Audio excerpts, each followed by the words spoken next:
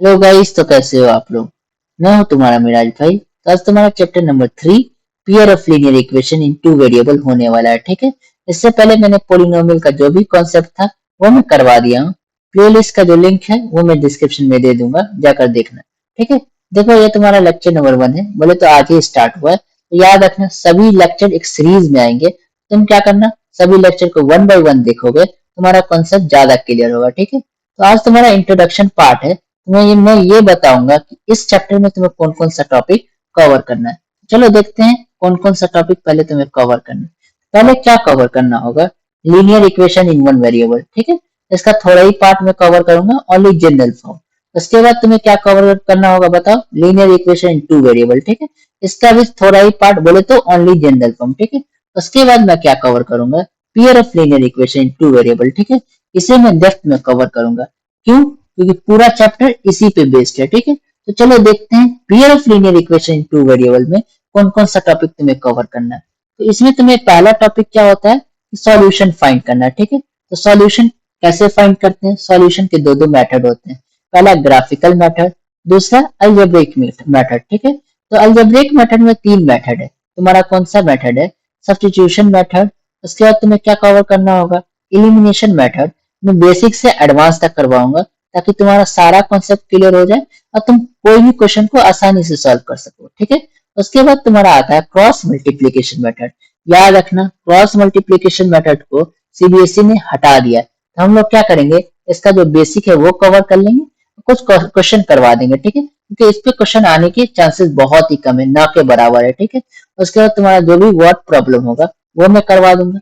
उसके बाद मैं क्या करवाऊंगा, जो भी तुम्हारा एनसीईआरटी का जो एग्जाम्पल होगा उससे करवा दूंगा, एक्सरसाइज के क्वेश्चन करवा दूंगा। फिर जो भी तुम्हारा प्रीवियस ईयर क्वेश्चन होगा उससे भी मैं कवर करने की कोशिश करूंगा। ठीक है, तो चलो देखते हैं पहले हम लोग general form of linear equation इसे कैसे करते हैं। ठीक, इसे एक एग्जाम्पल से समझेंगे। ठीक है, मैं एग्जाम्पल बताऊंगा, उसके बाद तुम्हारा मैं जनरल फॉर्म लिखूंगा, तुम्हें समझ में आ जाएगा। तो तुम्हें मैं एग्जांपल देता हूँ general form of linear equation. बोले तो एक लीनियर इक्वेशन का एग्जांपल देता हूँ, वन वेरिएबल। ठीक है, x plus one equal to zero. ठीक है, यहाँ पे इक्वल टू जीरो में क्यों लिया हूँ, क्योंकि तुम्हारा ये इक्वेशन है। इक्वेशन में एलएचएस और आरएचएस दोनों आते हैं। ठीक है, तो इक्वेशन तभी बनता है जब इक्वल टू का साइन रहेगा। ठीक, दूसरा एग्जाम्पल क्या हो सकता है बोलो, two X plus one equal to zero. तीसरा एग्जाम्पल क्या हो सकता है बोलो मिराज भाई, four X plus four equal to zero. ऐसा भी हो सकता है। तुम बोलोगे मिराज भाई ऐसे भी तो लिख सकता हूँ, five X plus three equal to three. हाँ, ऐसे भी लिख सकते हो। ठीक है, लेकिन जब तुम इसको ऐसे करोगे, जब थ्री को इधर लाओगे तो क्या हो जाएगा, तुम्हारा ultimate three minus three zero ही हो जाएगा। तो plus zero equal to zero, बोले तो five x equal to zero. ठीक है, तुम इसको ऐसे लिख सकते हो क्या, बताओ, a x plus B equal to zero. ठीक है, यहाँ पे जो ए है वो तुम्हारा एक्स का कोफिशियंट है। ठीक है, बी जो है तुम्हारा कोई कांस्टेंट टर्म हो जाएगा। ठीक है, तो तुम्हारा general form of linear equation ऐसा ही कुछ होता है। ठीक है, ऐसा ही कुछ नहीं बल्कि यही होता है। मैं क्या कर लेता हूँ, ऑटो शेप ले लेता हूँ, अच्छा रहेगा। ठीक है, ये तुम्हारा क्या आ गया, general form of linear equation. अब तुम्हें कभी कभी आता है कि सॉल्यूशन, तो याद रखना सॉल्यूशन क्या होता है। सॉल्यूशन जो वेरिएबल एक्स है उसकी वो वैल्यू, एक्स की वैल्यू, एक्स की वो वैल्यू, ठीक है, जिससे क्या हो, जो क्या करे, ये पूरे इक्वेशन को सेटिस्फाई करे। सेटिस्फाई करने का क्या मतलब है, तुम एक्स की वैल्यू रखोगे तो L H S equal to तुम्हारा क्या आना चाहिए बोलो, आर एच एस आना चाहिए। ठीक है, इस कंडीशन को क्या करना चाहिए, अगर कोई भी वैल्यू, वेरिएबल की कोई भी वैल्यू इस कंडीशन को सेटिस्फाई कर रही है तो वो क्या हो जाएगी, उस लीनियर इक्वेशन का सॉल्यूशन हो जाएगा। ठीक है, तो बताओ लीनियर इक्वेशन का सॉल्यूशन क्या होता है। सपोज इसका सॉल्यूशन अगर हम चाहें कि एक्स प्लस वन का सॉल्यूशन क्या होगा। ठीक है, X plus one equal to zero का कोई तुम्हें सॉल्यूशन मांगेगा, तुम क्या बोलोगे मिराज भाई, इधर भी तुम्हें जीरो आना चाहिए। इधर जीरो लाने के लिए तुम क्या कर सकते हो, X equal to minus one put कर सकते हो। ठीक है, जब माइनस वन पुट करोगे तो क्या आ जाएगा, माइनस वन प्लस वन क्या हो जाएगा, इक्वल टू जीरो। ठीक है, और आर एच एस में भी तुम्हारा क्या था, जीरो ही था, तो इधर भी जीरो और इधर भी जीरो, बोले तो L H S equal to तुम्हारा क्या आ गया, आर एच एस आ गया। ठीक है, तो याद रखना सॉल्यूशन क्या होता है, वेरिएबल एक्स या जो भी वेरिएबल होगी उसकी वो वैल्यू जो क्या करे, उस इक्वेशन को सेटिस्फाई करे। सेटिस्फाई कहने का क्या मतलब है कि L H S equal to R H S होना चाहिए। ठीक है, आई होप तुम्हें यहां तक क्लियर होगा। और याद रखना लीनियर इक्वेशन वन वेरिएबल का जो तुम्हारा सॉल्यूशन होता है वो ओनली वन सॉल्यूशन होता है। ठीक है, ओनली वन सॉल्यूशन याद रखना। ठीक है, इसका कितना नंबर ऑफ सॉल्यूशन होता है? Only one solution. ठीक है, इसका जनरल सॉल्यूशन क्या होगा? जैसे ax plus B equal to 0 है। ठीक है, इसका सॉल्यूशन हमेशा ax इक्वल टू क्या होगा? Minus B. x equal to क्या होगा बताओ? Minus B by A. ठीक है, इसका हमेशा ये सॉल्यूशन होगा माइनस बी बाई ए। ठीक है, अगर जनरल फॉर्म क्या है लीनियर इक्वेशन का ax प्लस बी, तो उसका सॉल्यूशन क्या होगा तुम्हारा? माइनस बी बाई ए। और याद रखना इसका एक ही सॉल्यूशन पॉसिबल है। ठीक है, समझ में आया? समझ में आया? पहले तुम्हें जनरल फॉर्म समझ में आना चाहिए कि जनरल फॉर्म क्या होता है, ax plus B equal to 0। ठीक है, चलो तो हम लोग क्या करते हैं, आगे बढ़ते हैं। हमें क्या देखना है? General form of linear equation in two variable, इसका जनरल फॉर्म क्या होता है। ठीक है, linear equation in two variable का जनरल फॉर्म क्या होता है। ठीक, तो याद रखना इसमें टू वेरिएबल है, तो दो वेरिएबल आएंगे एक साथ। तो मैं एग्जांपल लेके तुम्हें बताता हूँ क्या हो सकता है।